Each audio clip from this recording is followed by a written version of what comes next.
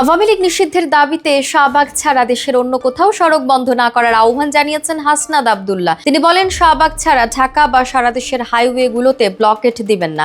জেলাগুলোতে স্বতঃস্ফূর্তভাবে জমায়েত করুন, সমাবেশ করুন, কিন্তু ব্লকেট দিবেন না। ব্লকেট খুলে দিন। এর আগে আওয়ামী লীগ নিষিদ্ধের দাবিতে রাজধানীর মিরপুর, বাড্ডা, রামপুরা, সায়েন্স ল্যাব সহ রাজধানীর বিভিন্ন গুরুত্বপূর্ণ পয়েন্ট ও সড়ক মহাসড়কে বিভিন্ন সংগঠনের ব্যানারে ব্লকেটের ঘোষণা দেওয়া হয়।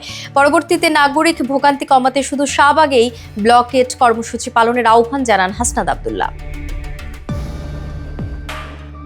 সম্প্রতি নিজের ভেরিফাইড ফেসবুক আইডির এক পোস্টে তিনি সারা দেশে গণজমায়েত ও সমাবেশ করার ঘোষণা দেন। একই সঙ্গে ৩ দফা দাবিতে নতুন কর্মসূচিরও ঘোষণা করেন। কর্মসূচি অনুযায়ী শাহবাগে ছাত্র জনতার গণজমায়েত অনুষ্ঠিত হবে বলে জানান হাসনাত। এছাড়া সারা দেশের জুলাই স্পটগুলোতেও ছাত্র জনতার গণজমায়েতের ডাক দেন এনসিপির দক্ষিণ অঞ্চলের এ মুখ্য সংগঠক।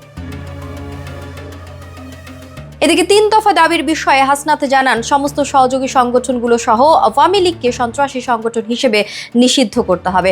আন্তর্জাতিক অপরাধ ট্রাইব্যুনাল আইনে আওয়ামী লীগের দলগত বিচারের বিধান যুক্ত করতে হবে এবং জুলাইয়ের ঘোষণাপত্র জারি করতে হবে। হাসনাত বলেন, এই ৩ দফা দাবি বাস্তবায়ন না হওয়া পর্যন্ত আমরা এই মাঠ ছাড়ব না।